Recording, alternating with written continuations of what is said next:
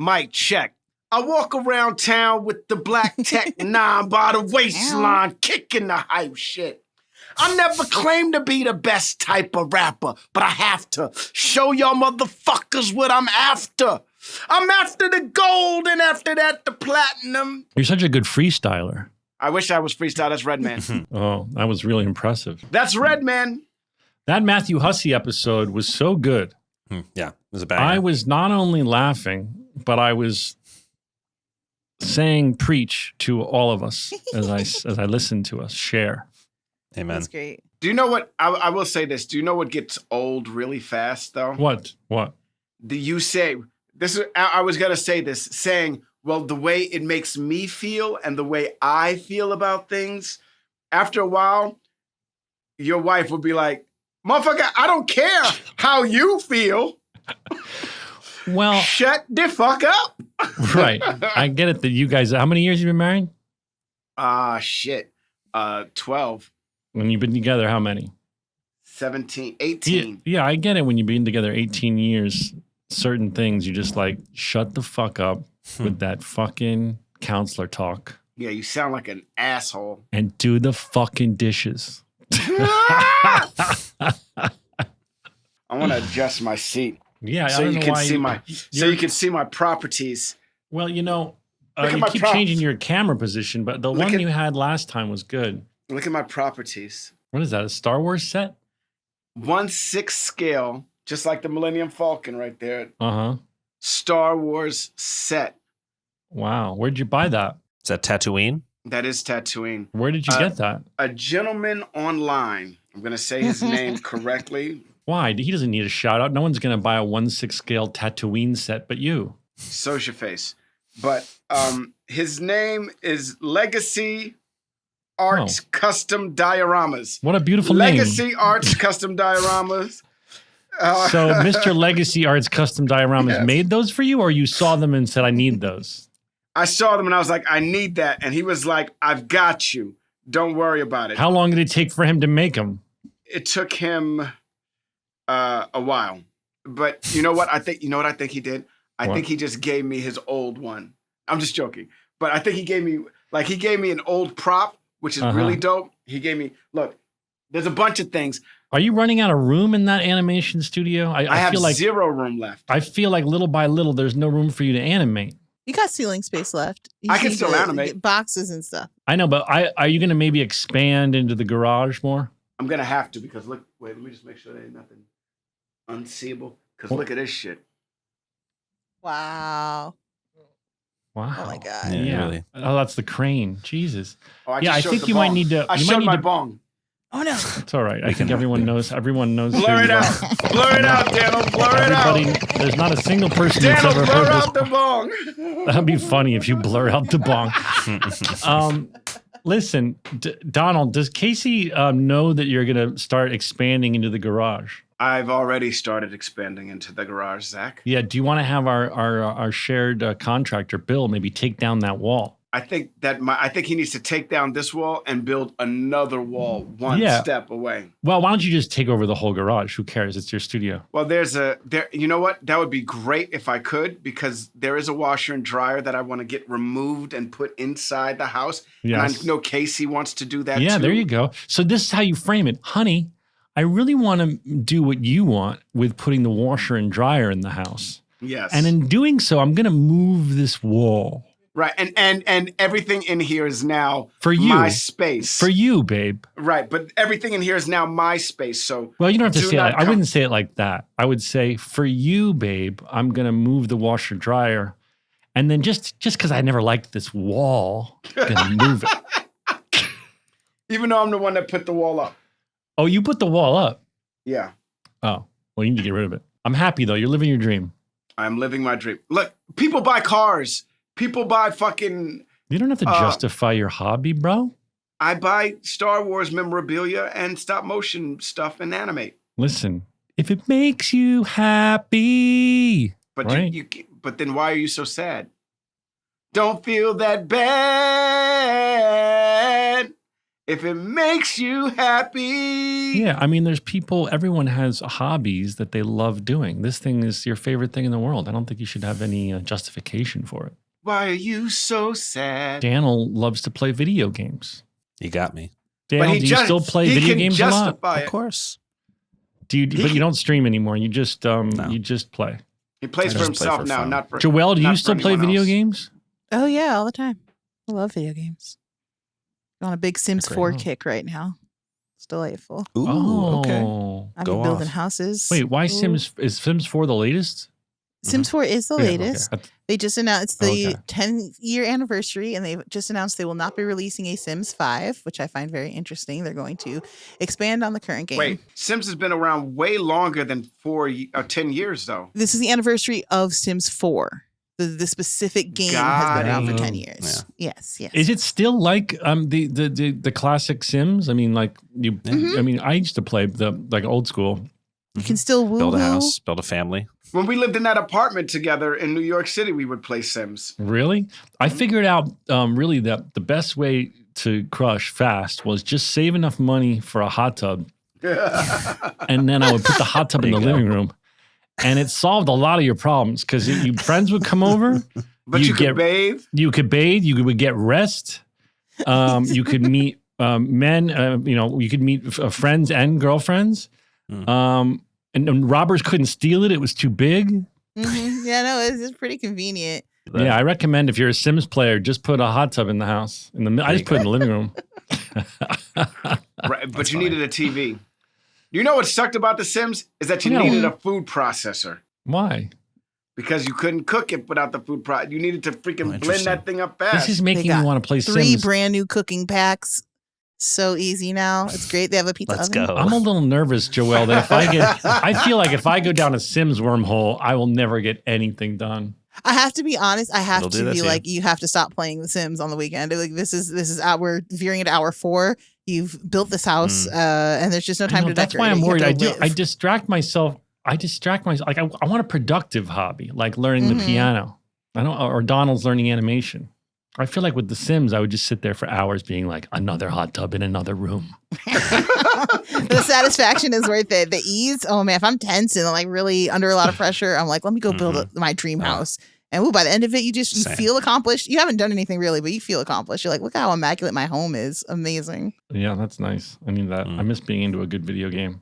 I used to be a spokesperson for The Sims back in the day. Really? Really? Yeah, I did a whole commercial and everything. That's fun. I wanted to mention everyone.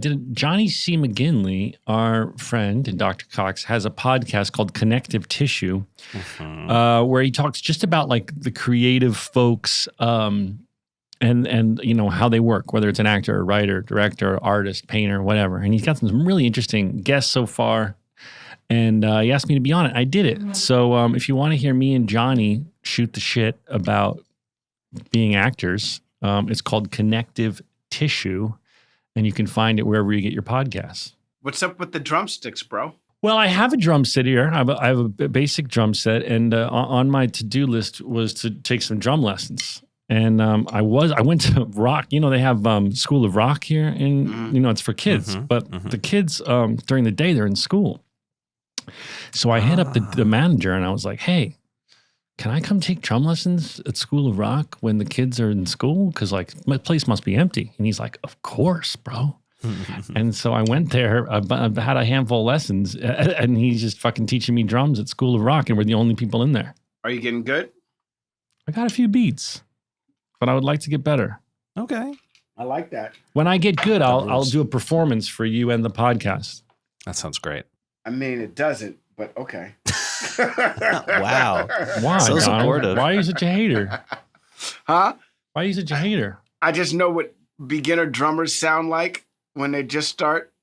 And I have a you've feeling heard it's me play gonna the be. drums. You know I know a few beats. I'm just trying You to do get know more a few beats. beats. Yeah. You do know a few beats. That's true. Daniel, when is this episode going to air? Do you know? This is going to air November 5th. This is going to air Election Day. Oh, happy election day, everyone. Wow, look at Make that. sure to go to Boy. the polls and vote, everybody. Please For go the to the love polls of and God. vote. If you're listening to this, you can listen online. Hopefully the line will be short and you won't have to listen to the whole thing online.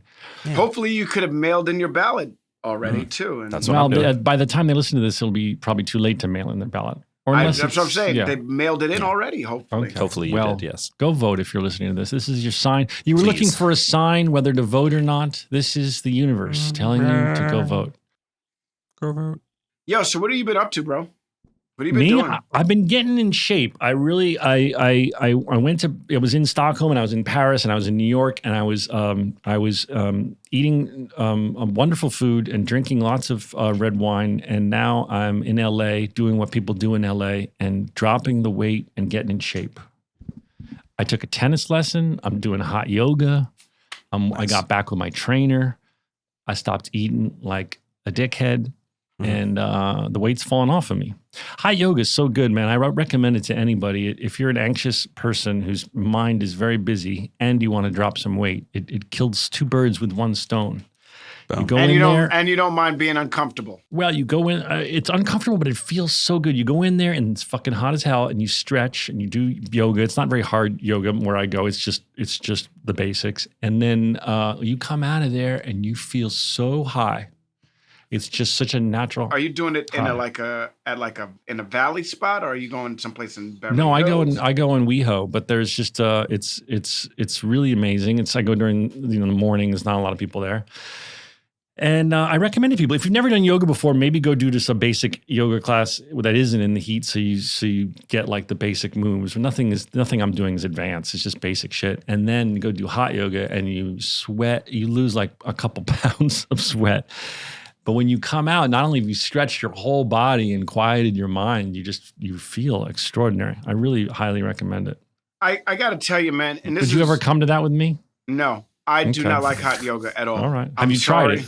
I have. I did it with an ex-girlfriend once, and that's why we broke up. The thing is, wow. I am very judgmental. There's the counterpoint, everyone. There's a counterpoint. Anyway, so the thing that I do like about working out, I hate working out now, but what feels so good is the feeling after. Yeah. You've just completed working out. Absolutely. That's what you work out for. You know, they say find the silver linings and stuff like that. I hate fucking working out now. I used to love it. Now I hate it. You know what I love now? That euphoria feeling after. Oh. Yeah. You can't beat that with a baseball bat. No matter what you do, it's longer than 5 minutes. Come on, you feel good for a couple hours. But life comes back into play. You know, you have that 5 minutes of where you're trying to rest, and then your worries come back eventually. But that little bit of time where you're just like focused on the fact that you're tired and that you worked hard and that you finished it and that your body's pulsating, that is so much more rewarding now to me than actually working out. I enjoy certain workouts. I enjoy playing tennis. I enjoy yoga. I enjoy going on a hike, listening to a book on tape or a podcast. I like that. I'm trying to enjoy feeling uncomfortable again, and that's very hard. You know what I mean? Like, I used to really enjoy the feeling of being uncomfortable when I worked out. I like that. I'm alive. Ha, ha, ha. And I'm having a hard time doing that now. Now it's like, fuck, man, I'm so uncomfortable. It's so sweaty. What about boxing? You used to like boxing a lot. That's how I'm getting back in shape. Wow, okay. I got a guy that comes over here. We go up How on many the times deck. a week are you boxing? 3 times a week. Well, that's good. And then I'll hike or I'll ride my Peloton or something like that. You know, I got to tell you, I do like the art of boxing now. Before it was just swinging and trying to, I'm going to fuck somebody up one day. I'm going to use this to fuck somebody up. Now it's about trying to position my body properly so that everything is a flow. So it's, Bruce Lee has that documentary, Be Like Water. If you can move your body and your feet properly, everything flows from the core and it's so much more powerful. And I do enjoy that about boxing. More importantly, are you going to come to Vegas with me? I want to go to Vegas really bad. Oh, great. Here's the thing. I'm trying to put Joelle and Daniel, I tried to put a little Vegas, one night in Vegas trip together for Donald and some friends. And he and Casey are ruminating about saying yes, which is a big step. Here's the thing that I worry about. The next day, the very next day, I have my special effects guys coming over and we're supposed to do a bunch of stuff with the motion control rigs. So if you can promise me, we'll go and then be back the next day because this is important to me. Of course, we'll be back the next day. No one likes a second night in Vegas. I'm not built for it anymore, bro. As Bill Lawrence once said, I've never had a good second night in Vegas. Right. My new thing is I like to go have an amazing meal, like epic, amazing meal, and then play some blackjack with my friends, maybe see a show. Ooh. What And show then- would you want to see? I don't know, something cirky? You want to see You want to see a Surlay? I don't know. I'd A prefer du to Surlay? my A favorite du thing- Surlay? My favorite thing is to see magic, but I've seen a lot of the magic shows, and David Blaine, who I want to see, isn't doing it. Have you seen Magic Mike yet? I don't want to see that. No, Joel. I don't want to Come see on. that one, Joel. You know who's That's there a the night? magic You know show. who's there the night guys. we're going? It's a really great show. I'm sure it is. Do you think Joel. Donald and I are going to go see Magic Mike? Come on. I mean, if It's a we magic could, show. if we I could be hidden would love somehow. Donald, do you want to? You know who's Is going to be Shannon there? Tatum going to be there? No, but you know who's going to be there playing the night we're going to be there? Who? Lionel Richie. Fuck yeah, let's go. Say you, say me, Say it together. say it for always.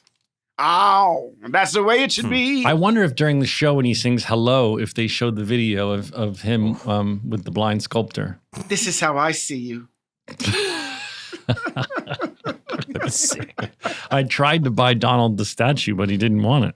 No, thank you. No, thank you. There's a guy online who makes them. That's funny. I'm gonna get that for you guys. That's gonna be your holiday present, Joelle and Daniel. Donald's already said he doesn't want one. Please don't. Where will I put it? Joelle, Yes. you don't want a Lionel Richie from No Hello space music for video that. statue? It's not about what. It's purely about space at this point. Yeah, exactly. Donald, we could see Lionel Richie, we could see Magic, we could see Cirque du Soleil. I love a good Vegas show. I really want to see that Michael Jackson Cirque du Soleil. I'm not gonna lie. I've All right. seen a lot of them. There's a lot of good magic shows, but we could go see Penn and Teller. I do like Ooh. Penn and. You know what? The last time I saw Penn and Teller, I was a kid. I would In New love to York. go. Yeah, man. I would love to go see them. Okay, we could do that. The Eagles are at the Sphere. Eagles. Eagle. But I don't I think wanna go to the we Sphere wanna see so the bad. Eagles. You've never I been to the would- Sphere? It's fun. No, I want to go so bad. But I don't think we want to see the Eagles. Why not? I don't wanna see the Eagles either. Why not? What's wrong with the Eagles? The Eagles are great. I just don't know that if I have one night in Vegas, I want to go to an Eagles concert. You don't want to see Hotel California live? Well, you got to see the Sphere, dude. With some of your favorite, When that shit come on? Oh, you would love it. but you can't smoke in the Sphere. They say you can't No, smoke. you weed definitely in the can't Sphere. smoke in You the Sphere, but you can smoke smoke before. outside the Sphere. Smoke outside the sphere. Smoke in the sphere. Take it. Who wants to Joe, exactly. Just vape in the sphere. Who's gonna snitch? It's Or gonna be take like fine. 20 No, you hours. can't I- smoke in the they're Smoke gonna- at every concert I go to now. No, Joelle, you don't understand the Sphere. Like you'll be out of there in 2 seconds.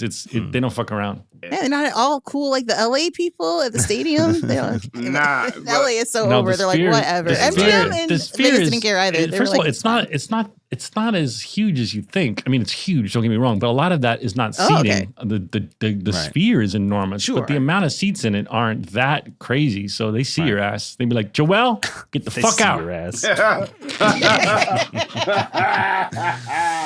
That's so funny. I called out specifically by name. Oh no. Yeah, Joelle Monique, we know you're down to get down. Get the fuck out. Oh my god, I hate getting in trouble. It would be awful. I'd be like, oh no. Yeah, I That's so hate funny. getting in trouble too. I told you the story about how I got arrested and put in New Jersey Devil's Jail for being Oh. drunk at the New Jersey for being Devil. Wait, wasted what? as a child. Yeah. I told you that story in the podcast. Yeah. They put me in the slammer, the New Jersey Devil's slammer. I started crying.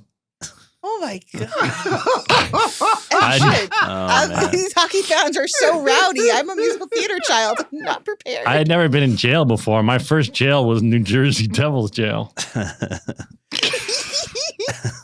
like a good starter jail. If It you was have to horrible. go. Yeah, it was a good starter jail.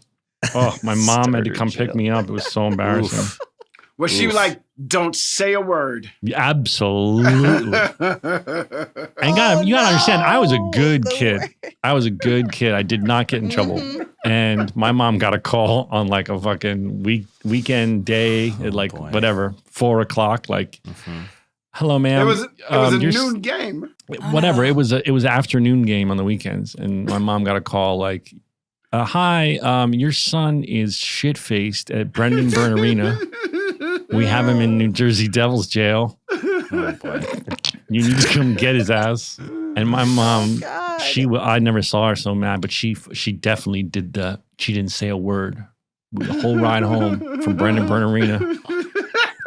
Then she brought down the wrath at home. Oh God. Sheesh. She had to come sign me out of fucking New Jersey Devil's jail. Oh man. Right Oh next. God. The jail's right next to the Zamboni. That's the fucked up shit. It was so embarrassing. Oh my God. You do not want to be signed out of New Jersey Devil's jail by your mom. It's funny. That is funny. Mind Were you there with a group of you, not only friends? was I crying, but I was still fucking hammered. Oh, right. Oh my God. Oh I didn't no. know. I got a drunk I headache. didn't know. They made me do What it. was your drink of choice that night? Oh, I'm sure it was beer. We would just we couldn't get beers in the stadium, so we would be in the car, like huddled up in an SUV, just pounding like the cheapest beer, Meisterbrow or whatever I the remember the cheapest beer days. was. And then we'd be hammered, and then we'd stumble into the boonies, like the last fucking row in Brendan Burn Arena, whatever it's called these days. I don't know. And then I remember I went to go get a snack. I was like, I need a snack. And then I remember out of a movie, I stumbled and my wallet dropped, and I went to go down and get my wallet, and then I saw 2 sets of boots. Oh God. I saw 2 sets of boots, and the camera slowly tilted up to reveal Brendan Burn Arena security, and they're like, "You're coming with us. You're drunk." And I'm like, "What are you talking about?" I was like, "Come on, Oh fellas." goodness. No. I was like, "Come on, fellas." Oh no. Fellas. At least y'all had beer. Our drink of choice was like Everclear and Four Loko. Oh my It was God. a disaster. You guys went Yeah. I know. hardcore. Everclear was cheap and Four Loko was easy to get a hold Bro, of. we used to get so- 40s too. We would just drink Combos. whatever we could get our hands on. I remember when I was drinking underage with my buddy Frederico from the neighborhood, and we would be out late. I don't think I was underage, but I wasn't. I was out of high school, but I wasn't 21 yet. And we would drink this thing called Cisco. You ever heard of Cisco? No. No. Right. So Cisco was like, it was liquor, but it was like, and it wasn't a malt liquor, and it came in flavors and stuff like that. And later on, we found out that it had like lighter fluid in it and shit like that. Oh my God. But we would get wasted off of this Hell shit, no. right? Cisco. Cisco. The nastiest. Look it up. Cisco. I think it's even spelled like the fucking singer. What was Cisco the singer's hit song? Thong song. He liked it when the beat go. Yes. Why did he love thongs so much? Cause it make the booty go. I mean, He really, God, that guy really loves thongs. ugh. Well, when it make the booty go da da da da. You. What's the lyric? Thong, the dong, dong, thong. Everybody I like loves it when a thong. No. No. What's the What lyric? thongs? What thong song are you? As I remembered, it's like thong, the dong, dong, dong. Everybody loves a thong. That's the one. Like the show. No, you're right there. No, you're right there. That's it. What's the next lyric? Do you know the next lyric? What happens after that? What happens after that? Don't wear no booty shorts. You gotta give me a thong. All I love is a thong, the dong, dong, dong. Get it up in that crack. Thong, thong, thong, thong. Yeah, that's it. That's the What one. is the real That's lyric? it. What is I the like it real when lyric? it goes. I like it when the booty go da da da da. Baby, make the booty go da da da da. Da da da da do go da da da da. Da dong da Where- dong dong dong. Where's that da da da da da coming from? I don't think that's the lyrics either. Yeah, he goes. I think he's singing the musical part. That's what he goes. I like it when the booty go da da da da. Baby, make the booty go da da da da. Whatever he says da da da da. Da dong da dong dong dong. When that song came out, I didn't even like Cisco, but I loved that song for some reason. Do you love thongs? I mean, they're all right, but that song for some reason, because I was you would laugh so hard at those thighs, those feet, those man, those feet. He's singing hardcore. That's a good part. Tell me He does. If I was a that woman, dong, da dong, dong, dong. if I was a woman, Tell me you're Oh yelling, my bro. gosh. You're yelling. You're yelling. I'm gonna have to turn this down so You're gonna much. have to turn that way I down. like the way you do your thing. Tell me. All right, come on. This You're is- yelling. You're yelling. That's Cisco. I know, but it's too much. Joelle knows exactly what the fuck I'm talking about. And that's why she can't It was stop. beautiful rendition, Donald, and I respect it. You're It was saying that he's very wonderful. Thank passionate you. about thongs. I agree. He He thongs. loves the shit out of some thongs. I don't understand why women wear a thong. It feels like it would really annoy your inner crack. Maybe it's more freeing. I mean, yes. It's just so like is it just so that Joelle that you don't see lines on the outfit? Many women are just like, hey, I don't like a panty line. Got it. Some are like, it's sexy. Right. You know, lots of reasons people wear thongs. Let me ask you a question, Zach. Yes. If I don't think freeing is if you are with a young lady Yes. and she takes off her clothes Yes. and she has a thong on or she has, regular underwear on, Right. Well, there's many different other types, but yes, a different type than the thong. Yes. asking yourself right now, which would you gravitate to? Truthfully. I don't. Let me think. I think there's other types of underwear. Motherfucker, just say the thong, dude. Just say the Well, shit. no, that's your preference. I'm trying to give you an honest answer. You want me to say the thong because of Cisco and his fucking hot ass song? No, listen to me. I think there's other types of underwear that I would prefer to a thong. But none of them make the booty go da-da. Yeah, that's true. That's true. You None of them can't make the argue booty with go that. da-da. Do we have? Is Rick is here. Glassman Is Rick here? here? On Rick this is note? here. All right, let this fucking guy in. Donald, count us in. 5, 6, 7, Here's some 8. stories about a show we made about a bunch of docs and nurses and a janitor who loved to hate. I said, here's the stories that you all should know. So gather round to hear our Scrubs Rewatch show with Zach and Donald. Let's get right to it. Rick Glassman, did you actually play basketball with LeBron James growing up? No. Did you play with Kyrie Irving growing up? No. How did you get so good at basketball? Because you are good at basketball, are you not? Yeah. So first, yes, I played with LeBron. We like to dive right in here, So Rick. there we just go. But So you're lying. So you Were you lied. better? You did play with LeBron. Were you better than LeBron? I mean, probably when I was born because I'm a year older than him. Wait, tell us the playing LeBron story. Yeah. The reason I said no was because I've mentioned I played against LeBron because it's cool and I've talked about it sometimes. But now, like, other people talk about it and people will come up to me and like if I'm in a group and they'll be like, oh, is Rick bragging about how he played against LeBron? I'm like, other people are talking about it. Well, our audience hasn't heard the story likely, Rick, unless they they're... follow me, Zach. No, they might. Some of them do. I'm sure some of them do who like funny comedians. Rick is if you don't know who Rick is, he's a very funny comedian. And he's a very funny actor. And he's a very nice man. Yeah, I'm reading this. And it just Rick says, is a very funny comedian, is a very good actor. No, this is all improv. And then Rick also has a very popular podcast called Take Your Shoes Off. What is it called? That's it. Yeah. And it has a fascinating story and a big connection to Bill Lawrence. But I just want to start where Donald started because I was surprised to know that you are very good at basketball. It doesn't seem, you don't strike me as someone who'd be so. Because his last name is Glassman? Well, I'm going to say we Jewish folk, there's always been a stereotype that we're not necessarily great at sports. If you remember the joke in the movie Airplane, he says, the stewardess says, would you like some light reading? How about this pamphlet on famous Jews in sports? But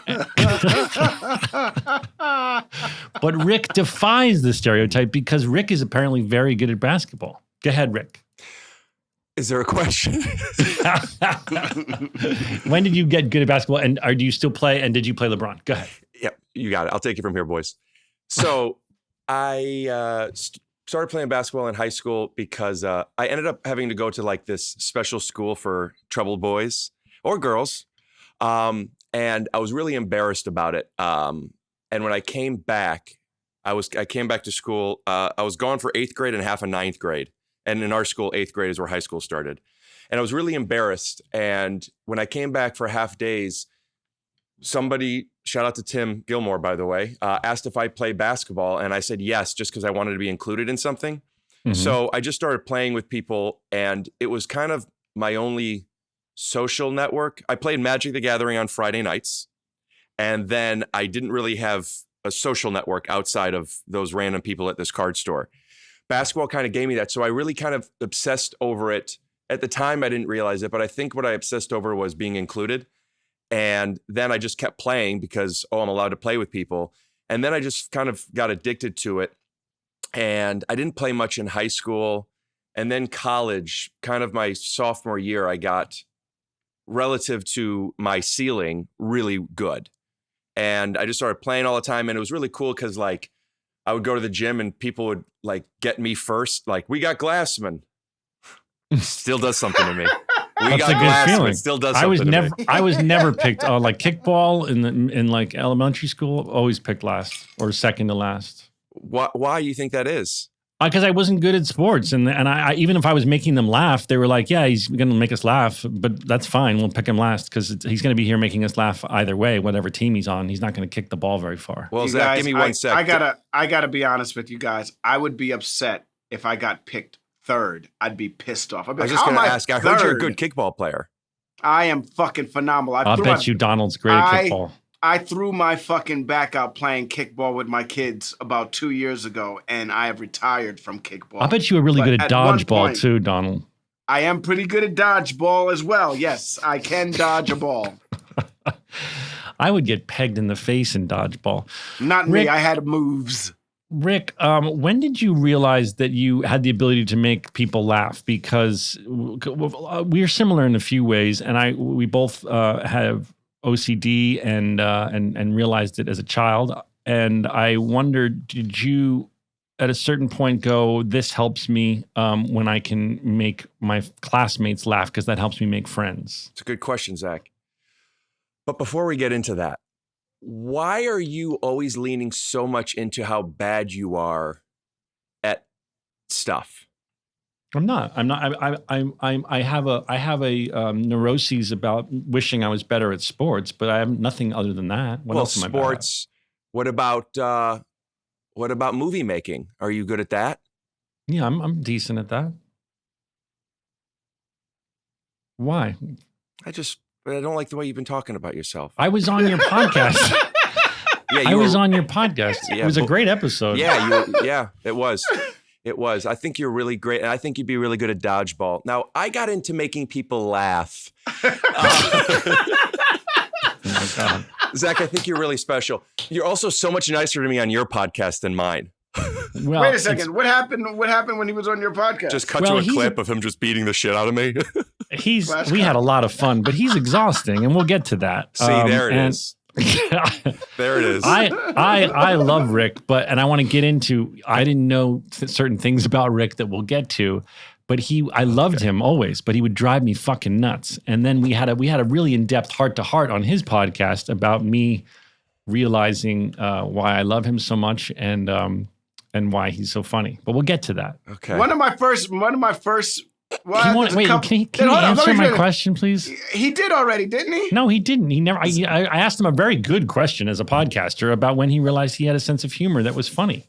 Rick, Oh. go. You know, I was just a boy in school who would get a little Oh, my. silly sometimes. What do you want me to say? What do you want me to say? That All right. my parents fucked me up or something? I want to know when you started getting laughs. When were you like, Sure. people think I'm funny? Oh, I could answer this a little bit differently. I never knew how people felt about me because things were kind of contradictive. Like I wasn't really included as a kid. That's why I brought up the basketball thing. But at the same time, I wasn't really overtly excluded. I wasn't like bullied. Basically until you came on my podcast. I just wasn't really part of stuff. And like sometimes even the neighborhood kids, like I would go over and I would play outside with them or something, but then they would go inside and they would like close the door and say, you're not allowed in. And I never understood why. And it was always like, sometimes people were nice to me and sometimes they weren't. And I'm looking at this as an adult now. I don't think I realized it as a kid, but like when I would laugh and when people would laugh, that was something where I feel like you can't fake it. I still feel that way. I still feel like, when people are laughing, like, when it's fake. I talked about this with somebody, I don't think it was on a podcast recently. I saw an old round table, something with Sandler talking about like the hardest part of acting. I think it was Sandler. And he said something like the hardest thing you could do in acting is to fake laugh. He said, you just can't do it. There's something just genuine about a laugh. So I think I felt validated, not just in making people laugh, but like, oh, here's me being accepted, even if it's just for like this 5 seconds. I also have a very, very funny family. We complain, we call attention to things. We're not easily shamed. So I think the combination of I think I met your mom when I was at your house for your podcast. Was your mom? Oh there? yeah, she was. She's here now too. Oh yeah, but she's watching her stories. Oh, does she watch soaps? She watches Castle and NCIS. Oh, I thought you were going all to say the like time. old school soap operas. Well, I mean, that's what they are now. I know, but I wish it was General Hospital or something. Well, The Young and the All My Restless Children and The was Bold and hers. the Beautiful. All My Children. All Giant Children Yeah. was hers. And she just had a friend come over and drop off some clothes for something. And she goes, Zach Braff and Donald, the Scrubs guys, are here. And she's like, oh, I wish I could watch. But She can watch it on YouTube after this when this airs.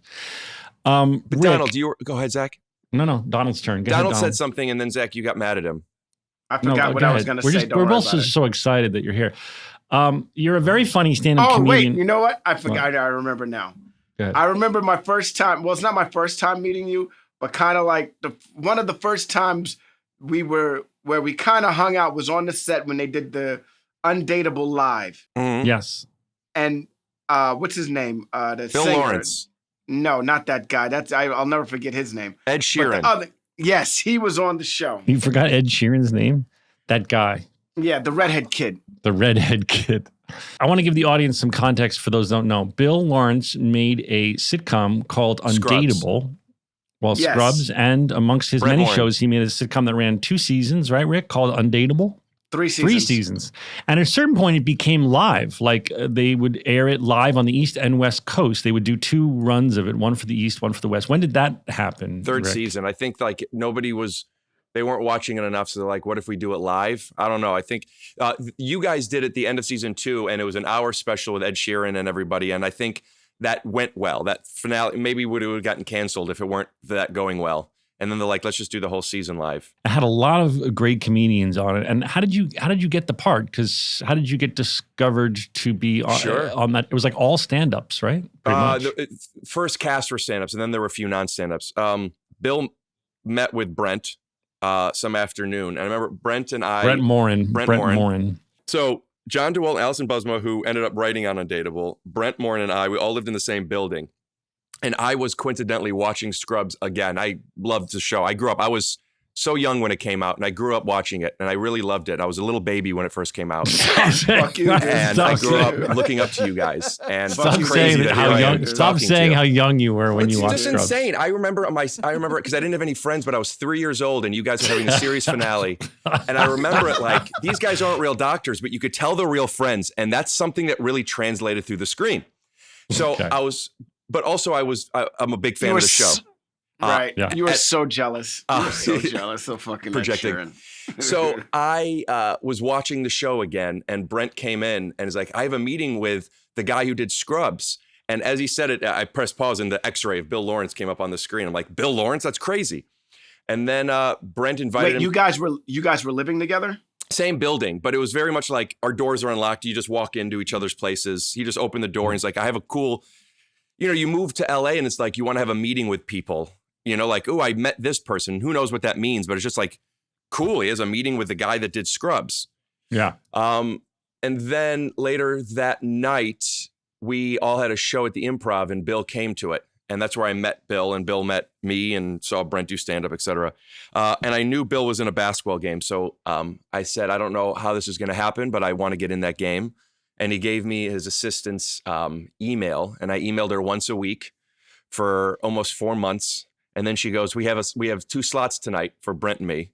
And then Wow. I got into that game, and that was like that game. I didn't have agents. I hadn't done anything before. Hey, Dad. Real quick, you want to see my dad's hair? Yeah, please. Yeah.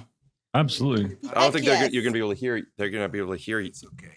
Look at that hair. Huh. Hey. Wow. Hi, Dad. Hey, Oh, beautiful. thank you so much. Thank you. We're a huge fan of your son. Wow, he does have a big full head of hair. Yeah, Zach said you have a little wiener, he just said. Yeah. No, I didn't say that. I I know. didn't say that, Dad. Wow. You're the worst.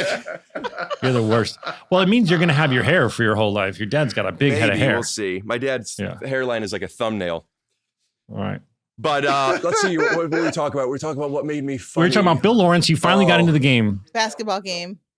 Tell your You dad got to into the stop game. talking. Yeah, Dad, it's audio issues. Could you just go in the other room with Mama? Yeah, tell him to go work on Rosh Hashanah dinner. Zach said to go work on Rosh Hashanah dinner, and Donald said, "What's Rosh Hashanah?" I did not say that. I did not. You got into the game, and how did you perform in the sports competition? So in my mind, what makes me valuable, still, but definitely then, was being a good basketball player. Whether or not people think I'm good or not, like that's when I started getting friends. That's when I started feeling confident. That's when people started, we got Glassman. I'm like, I'm the fucking man. So like I needed to play hard. And these guys were, some people are great basketball players and some of people are 50-year-old comedy writers. And I took it very seriously. Were you trying to impress Bill, you think, or that's just your natural way you play? Well, I think it's a natural way I play, but I think it's because I'm trying, to be honest, I don't know if impress is the right word, but I think it's, like I said, I want to show that I'm valuable. Like I can help people win. Like in pickup basketball, if you lose, you sit. You never want to sit. Forever. Right. So you don't care. I don't care who somebody is. If we don't have to sit, we want them, So like, I wasn't thinking about anything else. I remember I got in a fight with somebody, and then Brent called to my attention that like, Rick, you need to chill out.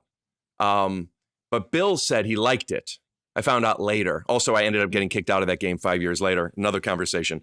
Well, no, let's go into that conversation because it proved to be very pivotal in your life. You've shared this before with other places, but I want our audience to hear. Bill calling you and talking to you became a sort of a pivotal moment in your life, right? Yeah. Can you share that a bit with people who don't know the story? Yeah. I'm in this game for a couple years, even then Undateable comes out. And so I'm probably in this game for 6 or so years. Before the show runs 3 seasons. The show's canceled. We're still playing for a year or two. So I'm like part of this game now. It's every week. And Bill sent me an email that said, hey, handsome, as he does. Yes. But a Bill email is not great to get because he doesn't send them often. No, this was he opened it up with, hey, handsome, this is a tough email to send. I remember that because I ended up writing this short. I made this thing about it. Joel McHale plays Bill, and his script is the email from Bill. And it was, hey, handsome, this is a tough email to send. You could tell me to fuck off if you want. But I think it might be worth you knowing that there's a few people in the game that don't want to show up when you're there. And he gave a list of reasons, some of which I still disagree with. Some of which make sense to me, none of which, I remember when I read it and I was crying. I remember reading it like, whether I agree or not, I had no idea anyone felt this way about me. The short that I made, I guess I'll plug it. It's on YouTube. It's called I Am Phenomenal. I'm proud of it because it was a traumatizing moment. Then I turned into something. But like, yeah, good. The whole idea was like, I am phenomenal. I'm the best. Everyone wants to play with me. And then I found out that like, not only am I picked last a lot of the time, some guys don't even show up when I'm there. And I'm like, what are you talking about? Also, Zach, I don't know if I told you, but like 2 weeks before that, I was kicked out of a poker game that I was in for a few years for just talking too much shit and doing too many bits. And you would call it exhausting. And I'm like, okay, I just got kicked out of this poker game and I know they're all wrong. But like, now I know these guys are wrong. And how could like 30 people be wrong? It was like when someone says, when if enough people tell you to sit down, you're drunk, you probably should sit down. Well, it really, I haven't heard that saying, but yes, I think that's exactly what it is. And it's a tool that I've started to kind of put into practice, even with like podcast stuff. Like, I read comments on my podcast. I scroll through looking for, because people put timestamps of moments that they like. So like, that's where I find clips. And then sometimes I end up reading more than I need to. And typically the people, at least on my podcast, they're very nice people. I think there's a lot of socially awkward people that connect with me and they're just kinder. But like, when I start to see a pattern of things, I don't necessarily agree, but I do have to be like, let me look at this. It's something I didn't do before. And I don't think it's as much as my pride, as much as I didn't recognize certain things as patterns. Like getting kicked out of a poker game and a basketball game is a pattern, but somebody saying I'm being too loud and then somebody saying they don't want me to play basketball with me, I didn't realize maybe those things are connected. Nobody told me these things. Bill gave me a list of things that I'm like, oh, I didn't think I was like this in basketball, but somebody else has told me this about other things and this and this and this. And he said, like kind of the inciting incident to this self-discovery of mine was he's saying, I don't think you realize how people perceive you. And he was spot on because I never felt like I don't know how people perceive me. I always felt like people see me the same way I see me, which is awesome. You know, like my mom applauds everything I do. I just am around a loving family. Even when I have a joke I say on stage now that I didn't know, I found out in my 30s, I didn't have friends. I never knew. I just thought everybody was busy all the time because like I never was consciously like lonely or not included. So like nobody told me things directly because it's so much easier to just be like, let's not invite Rick anymore, as opposed to saying, hey, Rick, if you could just turn the volume on your microphone down, we could handle you. So Bill did it also at a time in my life where I guess I was able to receive it.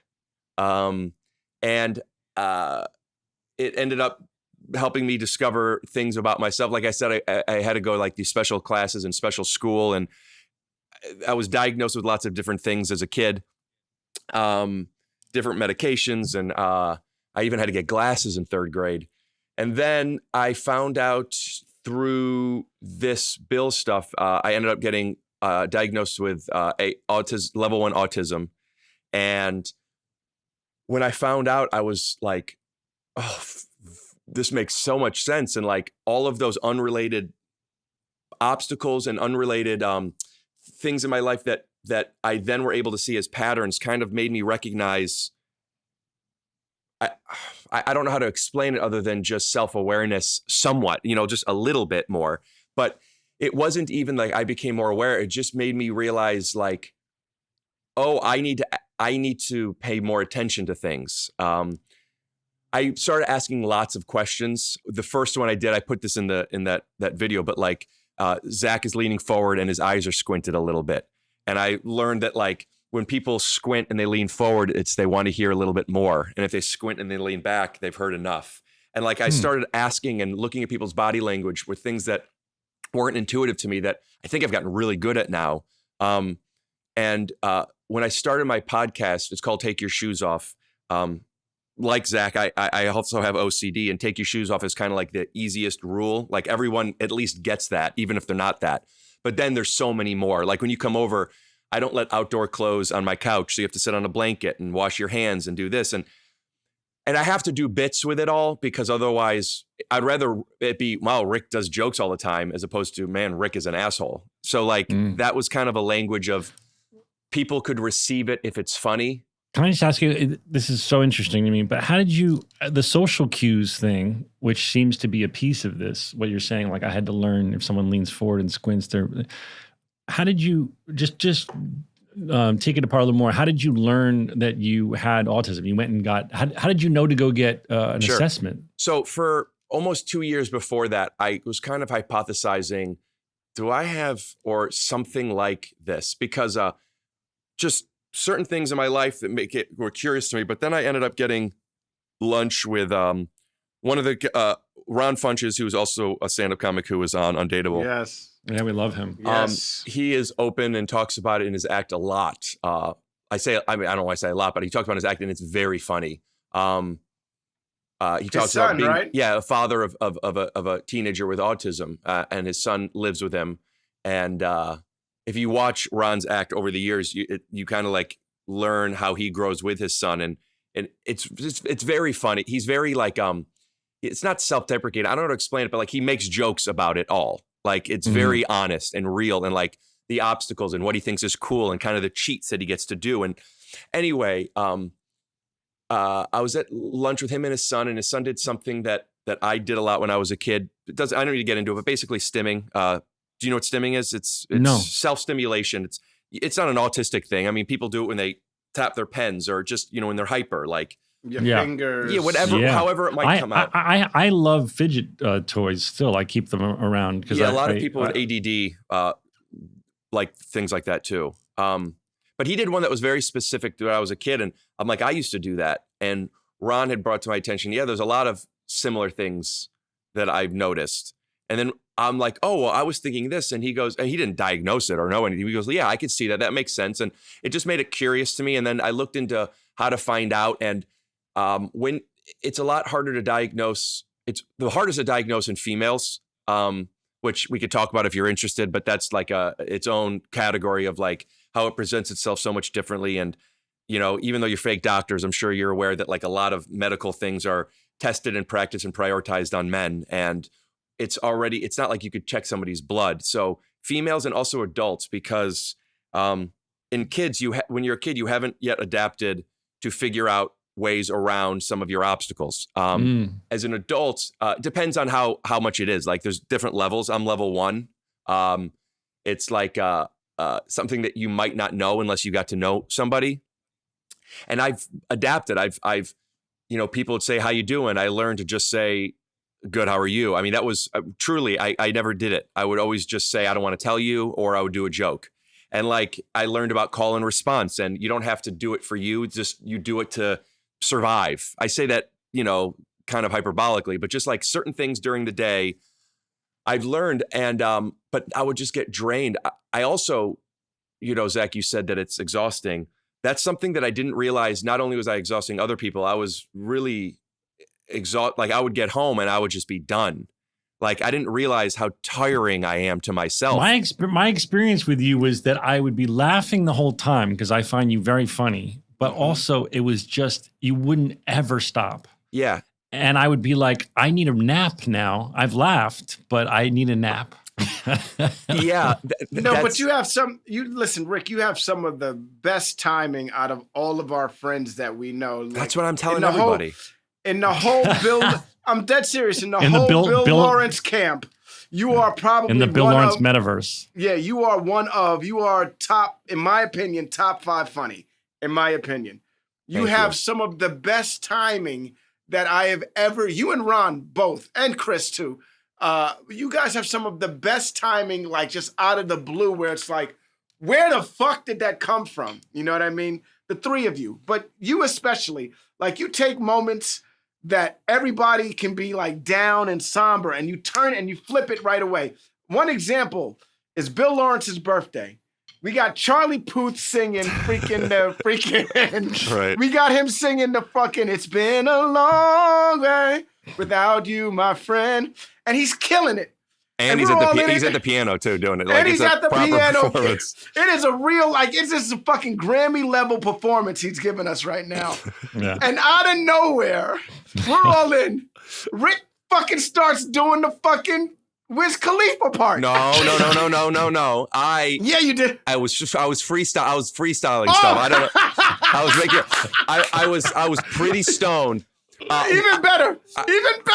I remember feeling good about this because I was, again, like, I like this video I made, I called I Am Phenomenal. I think like, this is going to come across, I mean it honestly. I'm aware this isn't true, but I think so many things I do are so phenomenal. But I'm also not surprised to find out they're not, that you guys didn't think so. And I get that.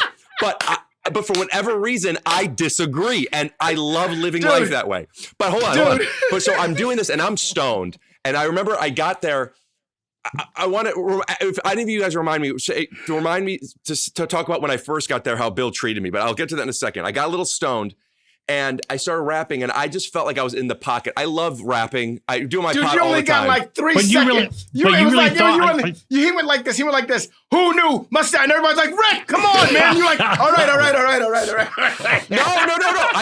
Yes, that happened. But then I saw Charlie was smiling. Again, he might have been not, but you know, this is my thing. So then I did more. And I remember Zach said, "Who is that?" Zach, you asked me, who is that? And I go, I just made that up. And you go, no, you didn't. I remember you didn't believe, I probably wasn't even saying anything. I was just, sometimes I rap and it sounds like I'm saying stuff and I'm not. But I remember, Zach, you thought I was, at least you thought I was rapping somebody else's thing. I think I probably thought, because I don't know the song that well, that maybe there was a rap portion and you were trying to do it. That's why I went, but I don't know the words to it. So I probably assumed that you were doing that. Well, that just got me, I'm like, I walked out of the living room. I walked out of the living room because here's something I learned. But Donald's right. Donald's right. It's fucking hilarious. By the way, everyone, this is in Bill's like bar. Like it's a small room. It's like a piano but everybody. He has people. Hey, do you want to come over for coffee? And it's like the Grammy Awards. Like the no, people I know, that but are I'm at his saying house. my point is that like Charlie Puth was having his moment at the piano. Sure. And you were like, you started rapping over it, and I remember thinking, I remember thinking it was fucking hilarious. But I laughed also, so freaking hard, like I was crying, and it was toward the end of his performance, like he had done all of the hits. We don't talk anymore. He did that one. He did all of them, and this is the finale. We and don't talk anymore. And then Rick started rapping over that shit. That shit had me. I laughed. Oh my God, I laughed. I laughed for days about that. I talked to my wife about it. That was really fun. I remember that night. I remember you doing your dancing. Everyone was performing, and nothing about it was like everyone stealing spotlight, because everyone there was a performer, and everybody had spotlight and an audience, and everybody that was fun. It was a good night. So when I walked in there, Bill does something with me. I guess this is fine. I mean, whatever. Bill does something with me. At least he used to, and maybe still does. But I don't see him as much. But I think Bill thinks I'm really funny. I also think Bill thinks that I might bother somebody all at the same time. Kind of like what Zach is saying about himself. But like I watch Bill, so I walk in and I wasn't high yet. And I wasn't high on purpose because I know Bill, I'm projecting Bill is scared of me doing something. So like I'm going into this man's house, don't be high, at least not yet. And I remember him. Ease your way in. Yeah. And I remember he introduced me, and I saw him introduce me to people, and he introduces me to people in a way where like, he's like a producer. He's like almost trying to manage people's expectations. And he'll say stuff like, Rick is a little weird, but he's funny. Like something where he like lets people know. And I watch him, I don't remember who it was, but an agent of his or somebody, but it was me, Bill, and one other guy. And I'm talking and I'm doing bits because I'm there. Yeah. And I'm watching Bill look at me for a second, but watching the other person. And once the other person laughs, then Bill kind of like, okay, I'm safe. Right, we're good. And I saw enough of that to where I'm like, okay, I think I could get high now. I just remember. Well, at a cocktail party, you're perfect because you do bits kind of nonstop, but you're like a magician who's working table the to party. table. You just kind of go table to table. Yeah. Dude, and then no one's like, oh my God, will this guy shut the fuck up? What they don't know is I don't shut up. And I'm but you're like a magician. We work the room. I know. This is a trick. Here's what I learned. I actually, when I'm out at parties or something, and there's groups, especially if I feel like I'm in it, which again, I feel like I am more than I probably am. But like, I'll be like how Costanza goes, all right, I'm out. I did that after the rapping. Once I get something, I'm like, I need to do more bits, but I just say that, Rick, leave for 30 seconds and just get out. So when I'm at a party or something, I'll once I get a laugh, I'm like, I want to keep going because I want to ride the wave, but I go out on the laugh. I don't think anyone will tell me, Rick, it's too much. So I leave. And I'll go up to other groups and I'll be like, are we doing bits? I'll ask the group, are you guys having serious talk? Are we doing bits? And they'll tell you because it's such a specific question. People will say, yeah, we're just joking around or we're just talking. I'm in. And they're like, yeah, such and such sister is, going through a blah, blah. I'm like, I should walk away. I don't even say it. I just do it. But do you ever go, are you able to go, oh, tell me about so-and-so's sister? No, you don't care. No, I don't know. I don't know them. It's. I don't know. I mean, I think it's important. Because you're in the pocket. You gotta fucking do your bits. Listen, if I'm at the bowling alley and somebody brings me a baseball bat, I'm not going to say baseball's stupid, but I'm not here. Right. Right. And also back to the idea of like it's exhausting and bits, and I exhausted myself. The truth is, bits are king. Okay, because without bits, it's just how's your sister. Now, if I'm interested or if it's important to you and this is a way of connecting or you need support or I'm catching up, sure. I'm not saying serious conversation is unnecessary, but like by design, a lot of these things, most of our interactions, with the exception of long form like podcasts, It's very superficial. I don't mean that in a derogatory way. I just mean No, I was about to say, hold on now. There have been times where I've had conversations with you and you've been like, no, seriously, Donald, how's everything going? And I'm like, oh, you're fucking doing a bit right now, huh, aren't you? There has been that has happened once or twice. Hold on now. Yeah, no, but you're making my point. I'm saying if I'm interested in somebody and or they're interested in me, I'm not saying talking, like we're talking serious now. It's not stupid, but I'm saying there's a lot of times where and I could be wrong or I could be right, but also somebody could have a different opinion. It just doesn't feel genuine to me. It's just like oh man, how's your family? Like, I don't know. Maybe I just don't buy it. Like, why don't we talk about something that we're interested in talking about, or let's do jokes. And the problem that I had was I didn't recognize when somebody might be interested in having a real conversation. And just because I'm not doesn't mean that they're not. And that's me shutting them down. And it's also forcing bits. But what I learned, and it's still hard, but what I learned is genuine conversation for me, if I'm not in the mood, is very difficult. And if I don't do jokes, I'm just zoning out. I'm looking away, or I'm not present, or I'm rude. I mean, it's rude. So like what I've learned from the podcast is if I'm not interested, it's because I'm not curious. I happen to be a very curious person. So there's I think a nice way of having genuine conversation while also not negating what somebody wants to talk about is finding something within it that I'm curious about. So like when somebody's like, you're talking about Bill's party, whatever, I'd be like, I'm sorry, I'm not quite remembering that kind of stuff. What was it like? What was funny about that to you? Or whatever it might be, like finding curiosity in things. But then like now, then I end up just talking too much.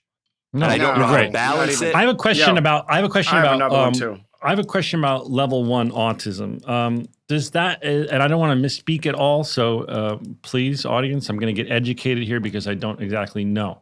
Did this used to be called Asperger's?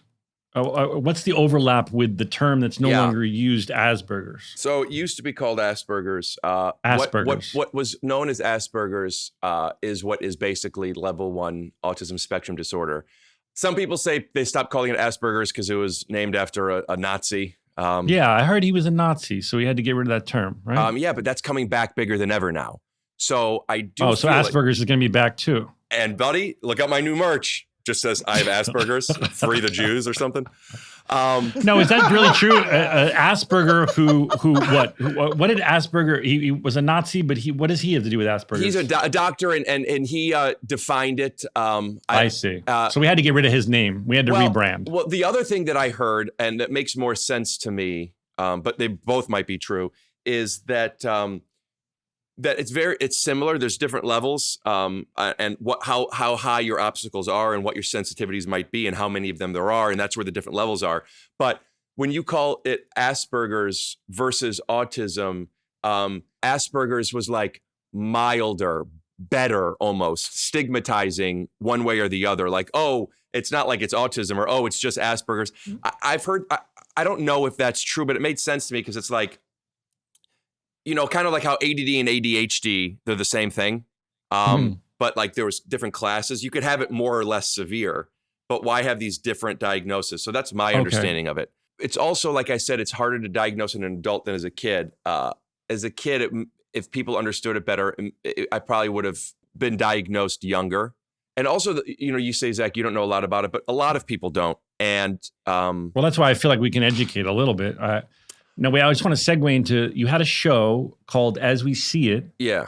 That we got a lot of critical acclaim, and you were very good on it. I think I texted you and told you how good you were. I actually found out that you liked it because somebody clipped, you talked about it on one of your podcasts. I thought that was really cool. Oh, well, there you go. I was very happy for you.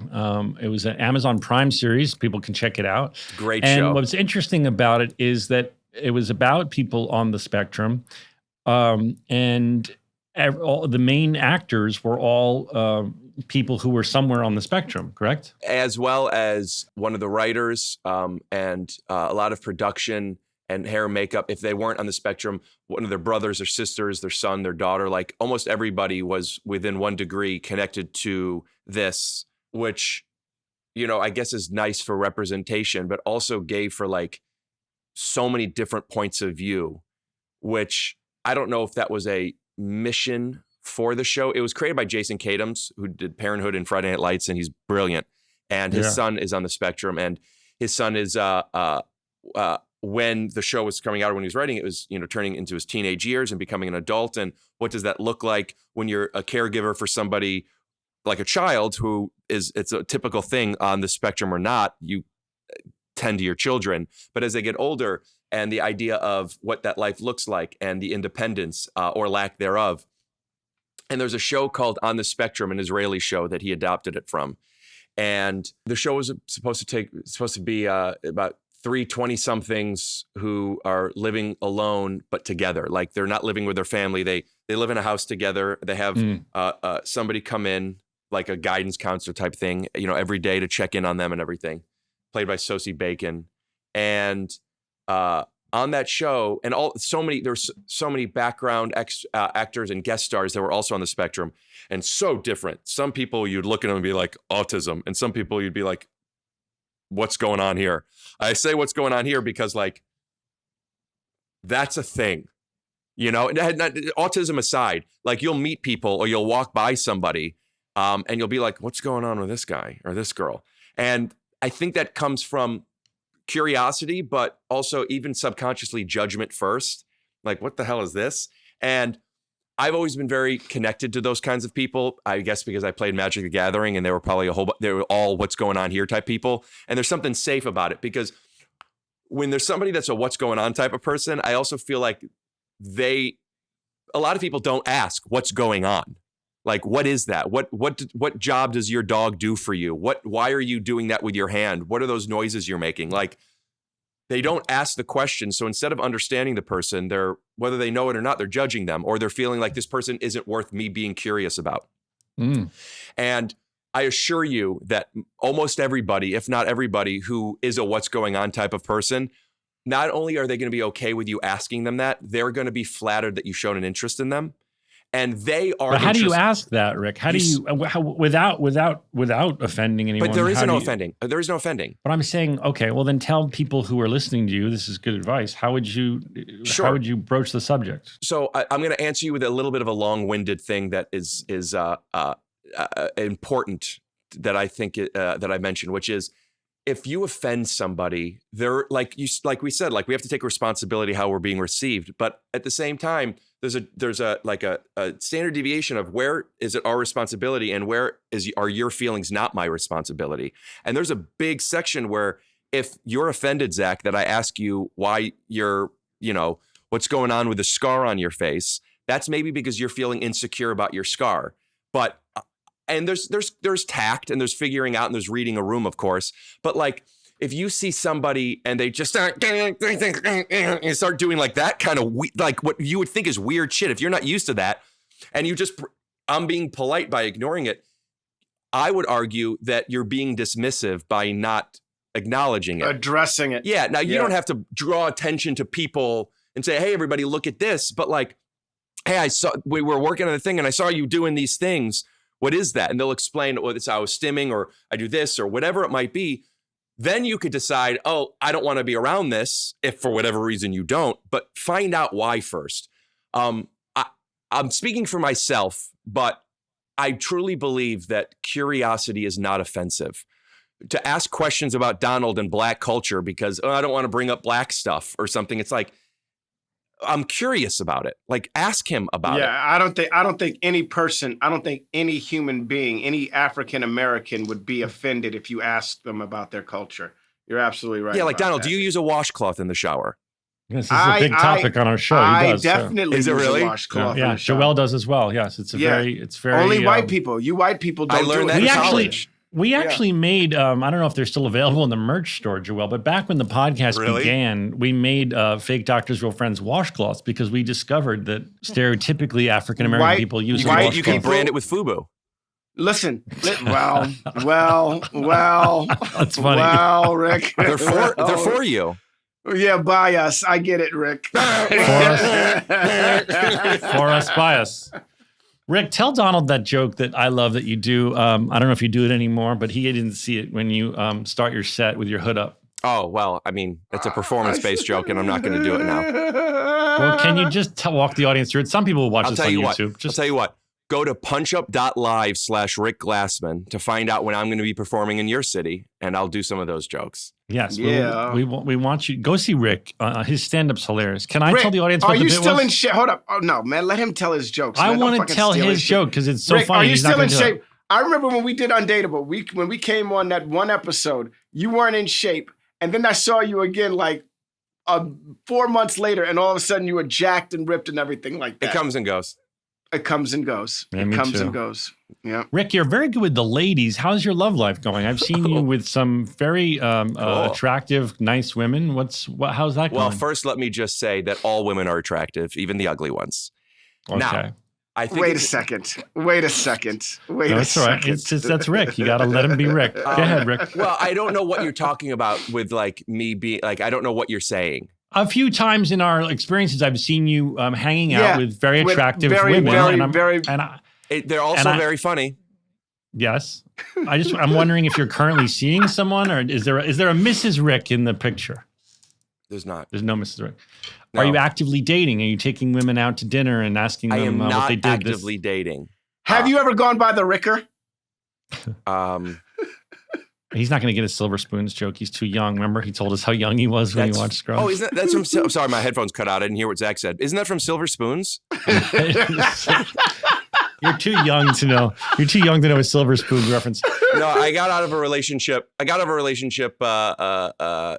couple months ago. I guess maybe more than that now. How do you feel about it? How are you feeling? Oh, it's always hard. I mean, it takes me years to fire an agent.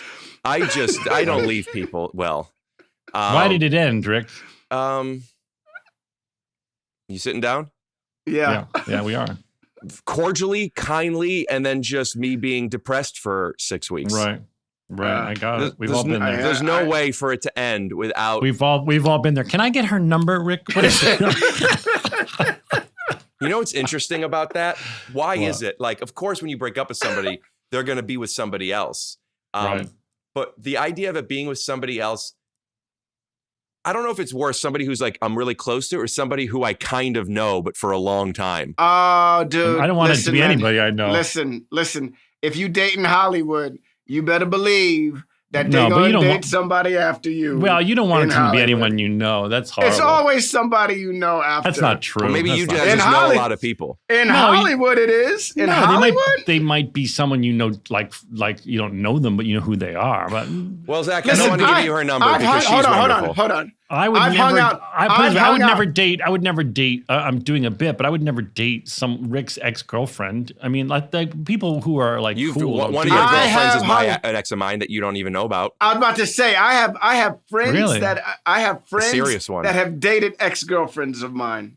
One friends. of someone Or that I thought were dated. friends. Donald, hold on. You're I'm not going to tell you. No, because now She won't. you're in it. Now you're in it. So go ahead. Someone I dated used to date you.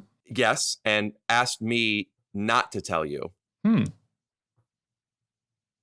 Can we figure out who it is? You won't tell me. No, I just made that up. I was just looking for drama. I'm sorry. Oh my God! I don't want to lie. If You I were editing fucking this, I would have asshole. really leaned into it and made this into a thing for a while. But this is your show. Oh my I'm sorry.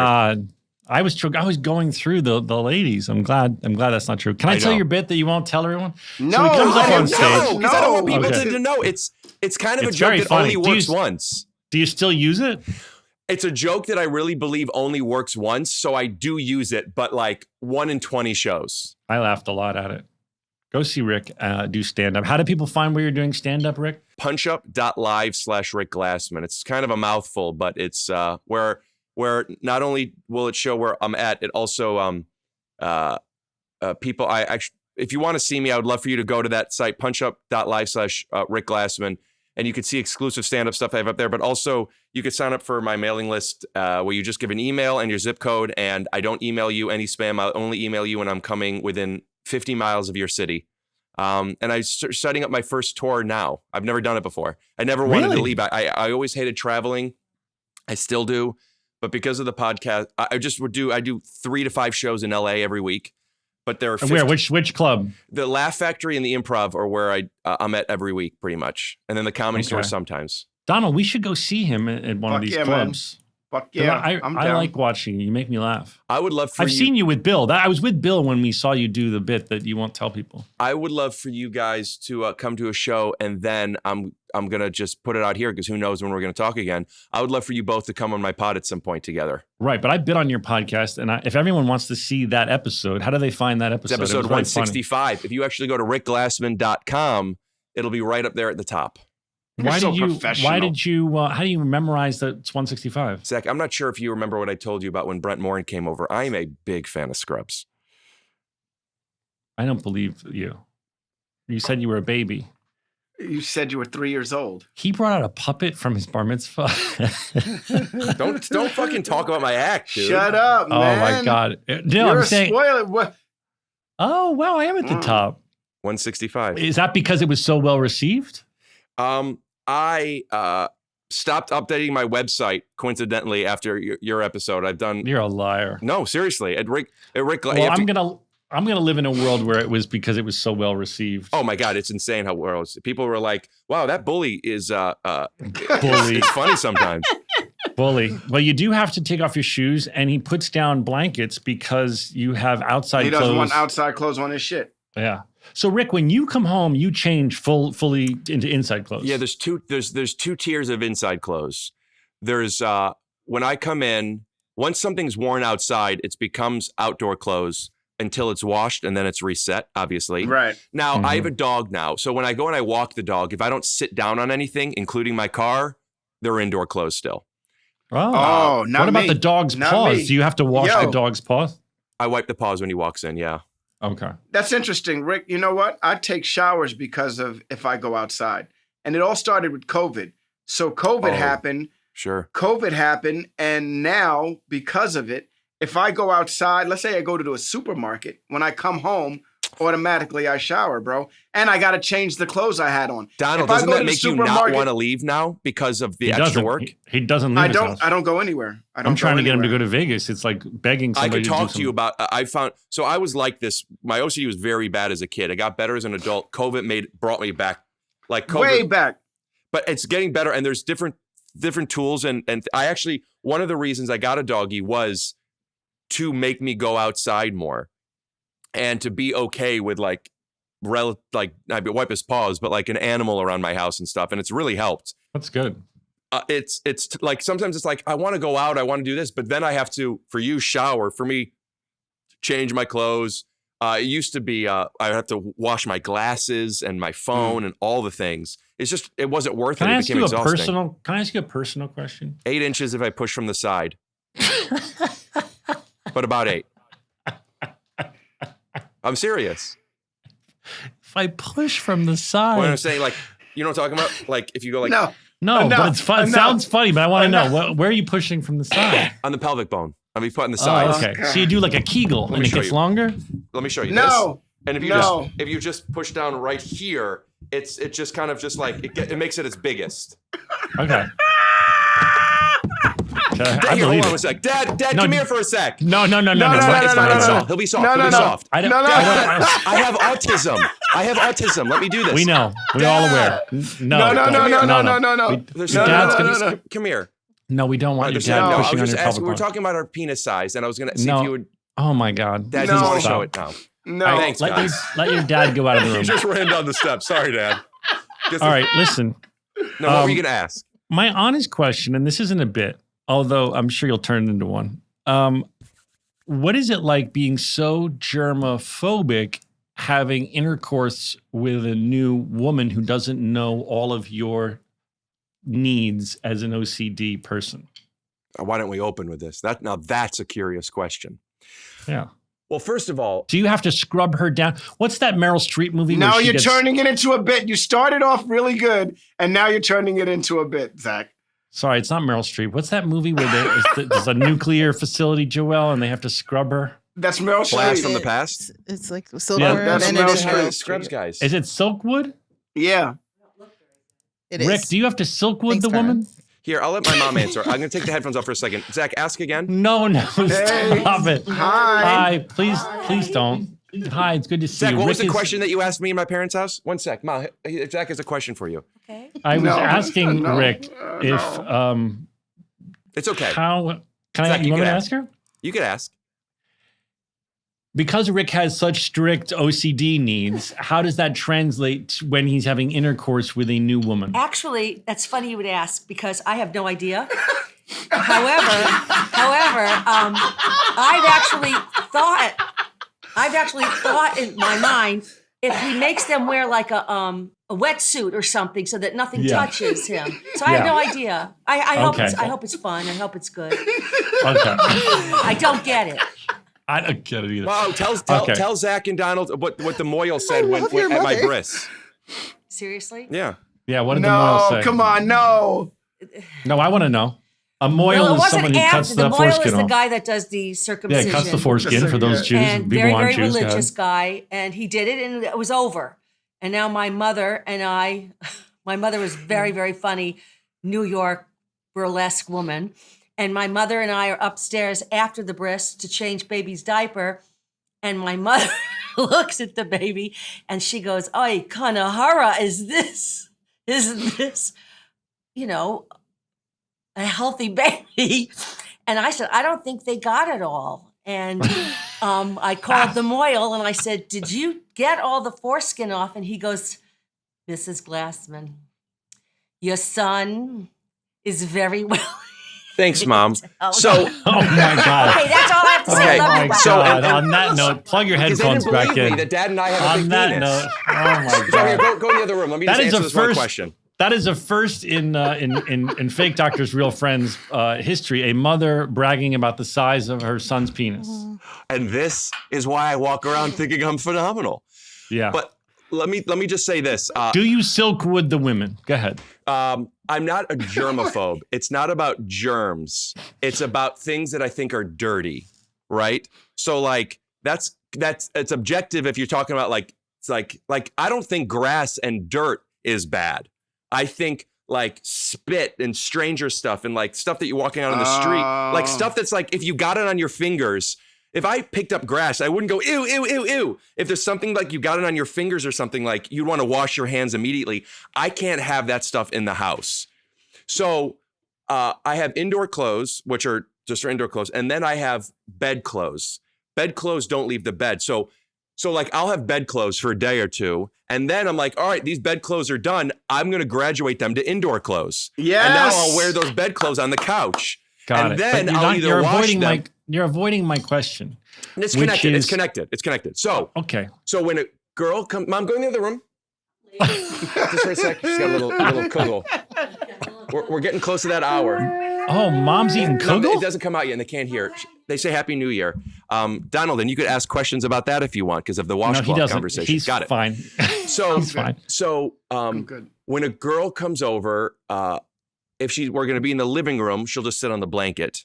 But I explained to her. Also, by the way, if you're coming over, you're into this already. You get this. You already know. You're not just you're not having a first date and you come over and go, take off your shoes, take off your shoes. Like you're into this No, already. Right. So, but she knows like there's going to be a process. So I let them know beforehand that like, hey, so I'm a certain way. If we end up, I don't say these words, but if we end up having, can I say hanky panky on this? in Yeah. intercourse, you can say No, hanky intercourse. panky sounds better. Thank you. Okay. If we're I gonna like hanky hanky-panky. panky, Making whoopee. like if we're gonna like make out or whatever in the bed, like I have no expectations of us having sex. I'm not saying that's what's gonna happen, but you're gonna either need to take off your clothes or I'll give you some shorts.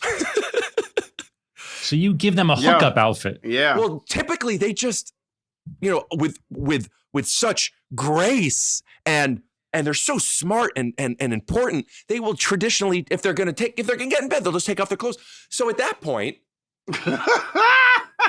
I see. But some of them I'm sure are like, yes, I will take the hookup outfit. sometimes they'll put on like shorts or like they'll put on boxers or something. And like Now- if it's cold, a sweatshirt or something. Yeah. But what about their Now, mouths? this Are is- you worried about the germs in their mouths and sticking your tongue in their mouths? I'm not somebody who really hooks up with somebody without getting to know them some. Like I'm not I like see. there's some random person. That's without not knowing true. their You mouth. tried to kiss me the first day you met me. Comedy on the kiss is Undateable. different. I don't Okay. remember Okay. doing it, but I believe it. Do you ask them to like swirl some scope or something? No, I'll tell you what I Dude, do. you're doing a bit. I'm not doing a bit. I'm genuinely curious. So I've here's been what I to his do. house. It's very serious. If somebody has bad breath, I can't do it. I remember I was with a girl who was before, but she ended up being a girlfriend of mine. But we were, I'll say, canoodling then. Is that what? Canoodling. Yeah, you can say canoodling. We were canoodling, and her perfume was just so strong. Perfume is poison. I don't get it to me. I get it's for you and enjoy yourself, but like walk into it at least. People are dabbing and pushing, and I just couldn't handle it. And we were fooling around a little bit, and I said, I remember thinking like, okay, I could tell her later because I have to tell her at some point, or if I'm going to tell her later, might as well do it now. And I remember I said something like, hey, I want to bring something up. This is a me issue, not you. I'm very sensitive to smells. And the perfume is so distracting. I'm not really able to do this. Just like next time, maybe you could just walk into it if you know we're going to be together type of thing. Oh my God. How did she react? Well, she became my girlfriend. So for a little bit. So I get insecure that the girl won't say something like that to me. Like I'm in, like, if there's an issue that you have with me, tell me. I don't want to think about, is my breath gross? So I now like condition, not just in intimate relationships, but in friendships as well. Like, hey, this is how I communicate, and please teach me how you communicate. But I will basically say what I need from her by also putting it on me, saying like, hey, I brushed my teeth already, but if my breath is gross, you got to tell me, please. And then they would be like, I will tell you also, is mine gross? And then I could be like, I think we could brush our teeth. Oh my gosh. You know, Oh my God. if it's necessary. Because what are we doing here? Because that's the thing. Listen, if those guys at that basketball game told me that my breath was bad on day one, they wouldn't have built enough resentment to make Bill kick me out. Just tell me. Right. We're You're so saying intimate. figuratively about your breath. Yes. We're being intimate, okay? I'm exploring your body. I want to be able to be honest with you. And if, there's some smells, how do we figure this out so we could continue doing this? What about if and when you go down on them, do you have to ask? All right. What? All right. Oh, You don't wanna talk about- I'll speak for all women here, okay? If a man is going down on a woman and the woman isn't feeling confident, she'll give a heads up. Okay. If a woman ever lets you go down there and it's not good, shame on her. All right, we can stop there. I just Yeah. That can't be how it ends. That's the end of the episode. We'll cut that probably. I can end on a genuine question if we need to. I think that's a fine answer, Rick, because it's true of all people. If anybody is questionable down there and someone goes to give you head and you're not good, that's a sin on you. That's your bad. That's disgusting. But how does the woman know? How does the woman know? You're absolutely right. How does the woman know if you've been hanging out all day? Same way you know. Zach, come on, bro. She takes off her pants, changes. When was the last time you showered? You're aware of what's happening with your body. And again, if you're not, Zach, that's a sign. Zach, if I walked my dog and it was 90 degrees, I'm not going to let somebody go down on me until I shower.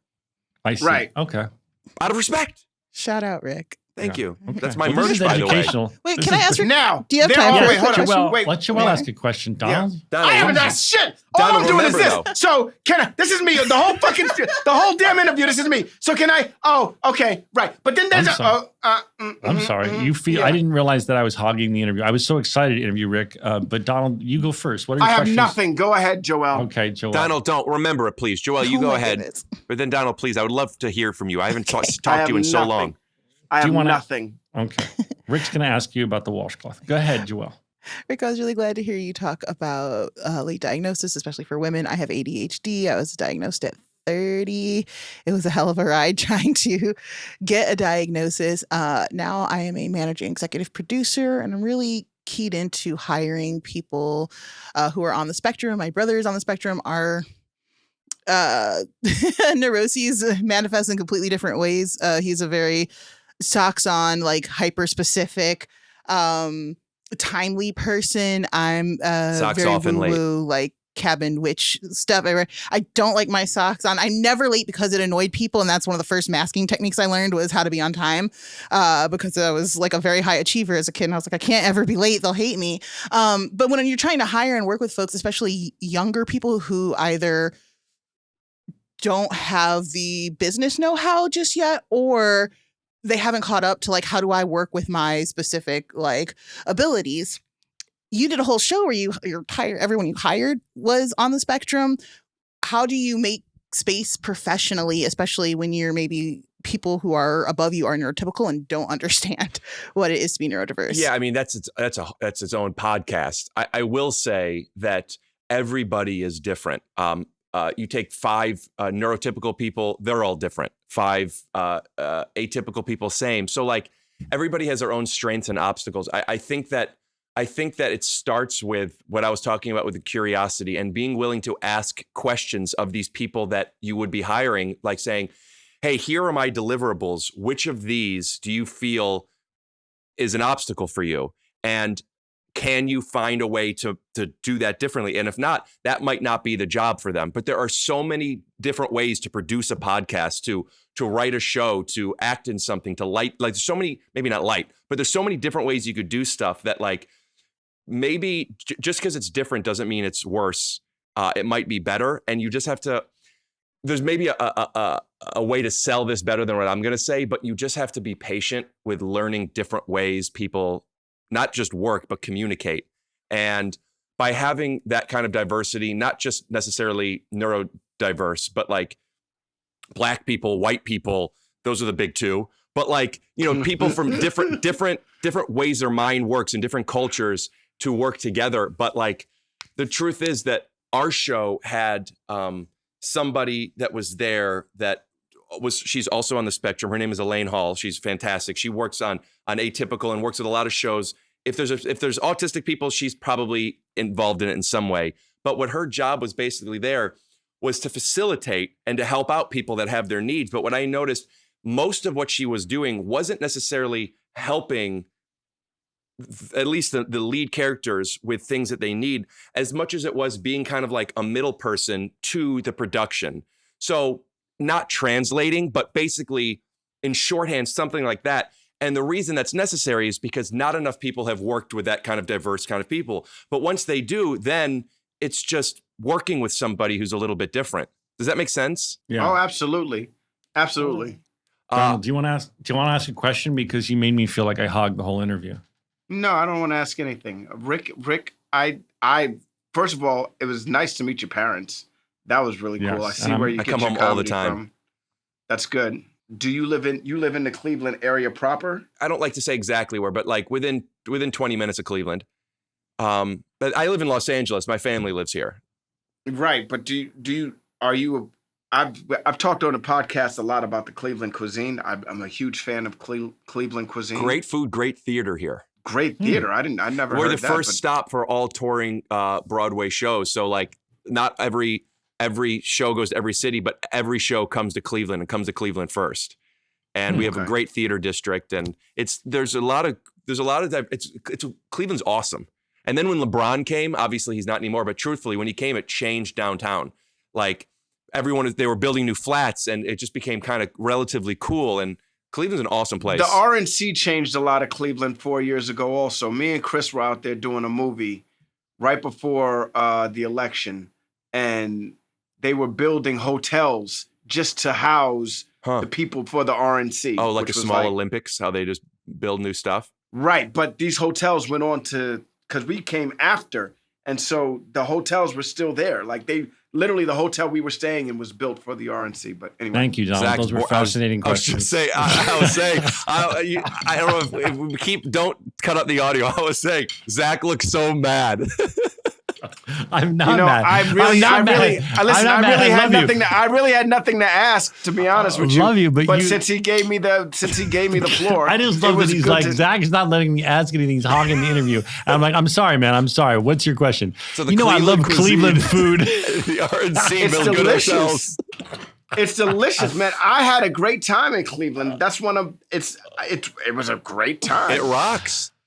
All I right. like Cleveland Rick, rocks. It You're does. a great guest. Check out rickglassman.com. Go see him live if he ever comes to see you. The main thing I want to plug is, and what I'm so proud of is my podcast. I think my podcast is awesome. 8 inches. Yes. No. I appreciate it if I push. But take your shoes off, and it's audio and YouTube. But we do a lot of visuals. We do live action animation and musical scores, and I really like it on, if you're a YouTube watcher, check out Take Your Shoes Off on YouTube. Yeah, and Donald and I will come on together. I would love for you guys to. We will do that. We will do that because I want Donald to have the whole experience of being on your show. Donald, I think you'd like it. There's great He cuisine. adds all Rick, the- I don't do other people's podcasts because I say really- a lot of things that he really that doesn't. will get me in trouble. I understand. So- He needs let the me- safety. Let me hurdle that. Hold on, Rick. Zach, I'll take it from here. He Donald, needs I got it, Zach. Oh my God, Rick, shut up Zach, for a second. Zach, Donald, you need to do what I'm doing more. Zach, one sec, Zach.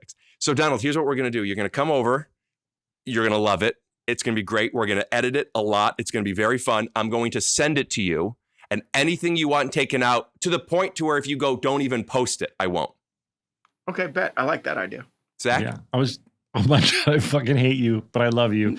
But I also want to say that, yeah, I think Donald sometimes needs the safety net of knowing that he can have someone clip something he says that he doesn't want to have said because he enjoys marijuana a lot, and sometimes his words just I get flow. it. Sometimes, baked thoughts lead to baked mistakes. You know what I mean? That's a great T-shirt. That's a great T-shirt, That's what Joel. I'm saying. Write that down. Donald, you Put know, it in quotes, and then put a line that says Donald Faison and put that on a shirt. That's somewhere out Craig there right Robinson now. said the same thing. Craig Robinson doesn't like going on podcasts because he gets stoned. He doesn't know what he's going to say. But you guys got Craig on because you guys knew how to handle it.